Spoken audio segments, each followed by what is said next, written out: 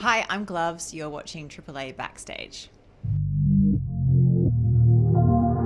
Curtains closed, nobody home. Always knocking at your door in vain. Do you ever take a peek at me? Wondering what I see. Circle you. All right, here we are, AAA Backstage at Bigsound 2025. We're here with Glves. Glves, welcome. Thank you so much, Chris. How's your Bigsound going? How are you feeling going into Bigsound this week? I felt very anxious, if I'm going to be telling the truth. Yeah, It's a lot of work to get everything sorted and coordinate all the people and that kind of thing. So, before you even start Bigsound, you're already like, oh my God. Getting the team ready, getting everyone on the same page. Yeah, all the coordination is a lot that goes into it. So, I'm just happy that day one is done, and I've done my 2 showcases yesterday, and it feels good to get started, I think. Get a couple under the belt and then get moving. So did you bring, you've brought a on-stage producer or DJ with you, or is it just you up there? How are you sort of functioning? I have a backing vocalist. I have an MD who plays keys. I have percussion. And also a guitarist and live visual. There'll be a visual. Because it's sort of like a multi-sensory experience, isn't it? It is. So Thursday night is the big kind of one with the visuals as well. So that's going to be the big one to sort of send it.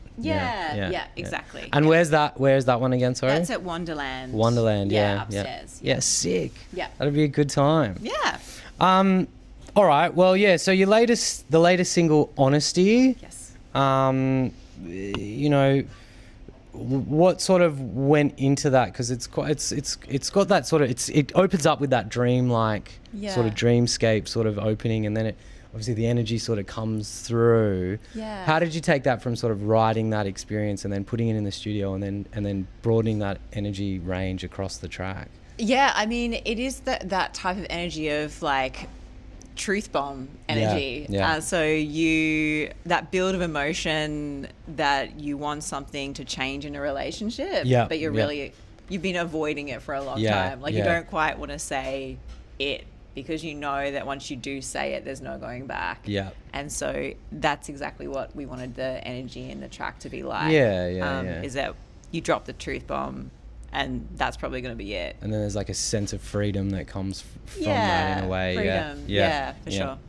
Yeah, I mean, it's because it's quite a catchy tune, and it doesn't quite end how it opens up. When you first sort of start listening to it, you're like, oh, it's quite an emotional, gentle sort of opening, and then it builds with that sort of it's and quite. It's kind of. And how's that particular track received live? It's been good. I've had before I even dropped it, when I performed it at Black Day Out, people were trying to find it. Sweet. And we're saying, where's Honesty? Where's that last track? I'm like, it's not out yet. That's cool. So that was really nice to get that feedback from when I performed. People are obviously resonating with that track, which is really nice. And do you find writing songs like that more therapeutic for yourself, or more on that confronting? My whole songwriting is therapy. 100%. It's that's the whole point of it for me, is creating art is for therapy reasons. And then I guess if others resonated with it and it helps with them, then it's it's working, everything. There's no way I would do any of this if it didn't have some kind of reason for me to do it on a deeper level. That's good.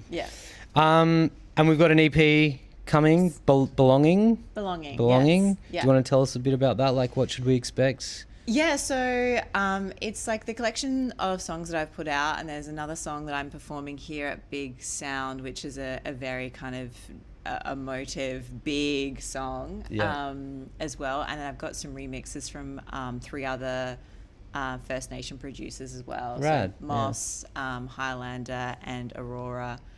And they're amazing artists, electronic artists as well. So that's all coming out as well. So that's exciting. And you worked with producer Rob Amarusu. And what was that experience like? Amazing. Rob's a genius, and he's also just a solid guy.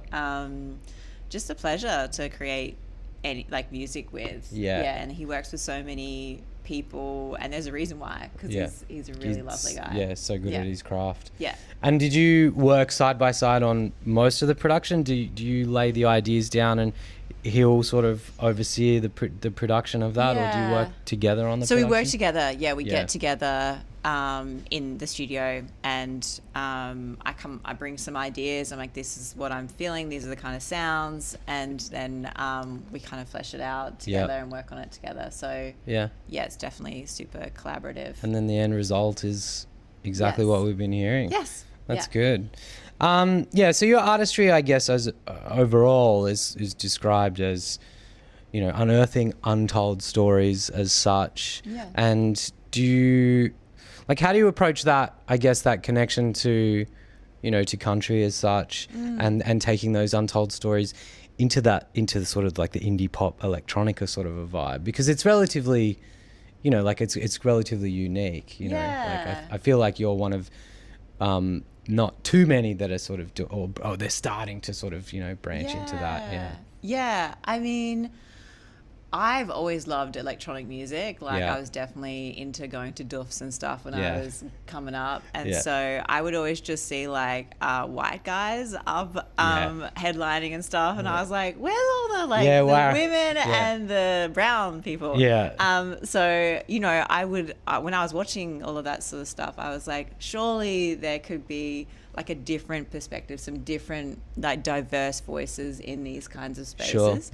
And so I guess that's been a big motivator for me to, push myself into creating and learning how I could be in those kinds of spaces, not just doof, but that kind of electronic sound. I'm really into Nordic type sounds, and I like to think of my stuff as kind of like, southern sounds, because I was born in Tassie, grew up, down south.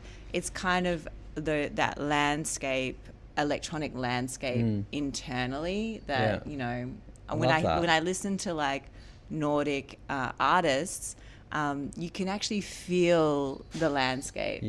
And so that's what I'm trying to do with my art. Yeah, that's great. That's an interesting outlook, actually. Like, you can feel where it's broadcasting from in a roundabout kind of a way. It's a good outlook. So the shows, we touched on it briefly just a moment ago, but the shows are multi-sensory as such. You've got lots of visuals happening, and then like you say, you've got other artists or other performers on stage with you. So what should fans sort of expect when they come to that show from a start to finish sort of experience? I definitely, the focus is on storytelling. So it is definitely a storytelling journey. In terms of where it starts and then to where it ends. So it's immersive in lots of ways, and when the visuals are there, there's so much connection to the environment through the visuals. Cool. So the earth and the elements and what we're surrounded with is integrated into the show. Great. That's cool. And so I guess that storytelling and the pushing of the sound, and so with the visual type of part of the multi-sensory experience, do you work on that type of do you produce that type of stuff? Or no, I work with an artist called Donna Robinson. She is a visual artist. I try as much as possible to work with women and First Nations women on all my creative. So that was a big focus for the EP as well, the visual stuff. So when I created the music video for Time, I had a First Nations woman director. And just I have all of my EP visual art is by Rachel Sarah, who's also a First Nations woman. Awesome. So I'm trying to, as much as possible, work with diverse voices and showcase their work as much as possible. and give them that launch pad as well. Well, like we're all launching like all the time. Yeah. It's not as if we're not as if we're established. It's just working together to create something beautiful is literally the whole point of creating art for me. Yeah, that's it. I guess the more that you have on board, the stronger you can be and the further you can go with it as well. Yeah, and like bring people along on the journey and just be like, hey, let's create this cool thing together. And that's it. And you never know where you're going to end up. I love that sort of approach, you know, because you're like, you could be here the one day and then you're going to be over there the next. Yeah. But for me, it's like, I'm like, hey, you know, you create this cool stuff. Do you want to work with me on this thing? I mean, everyone's always slammed for time. You know, it's just trying to find the right people when it's when people are available. Obviously, that's also the trick with it. But as much as possible, working with minority voices is really important to me. Yeah, beautiful. That's cool. All right, Glves. Well, you've got.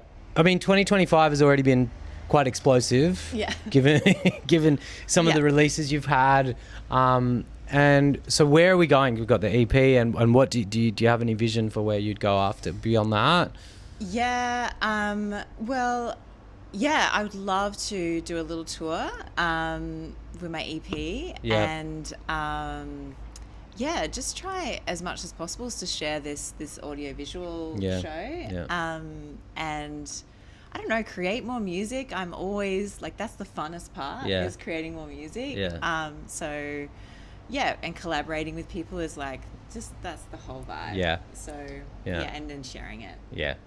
Well, let's hope you pick up heaps more collaborative work and other people to connect with at Bigsound 2025. Glves, thanks so much for joining us. It's been a pleasure, and I'm sure we'll catch up again soon. Thank you. Great stuff.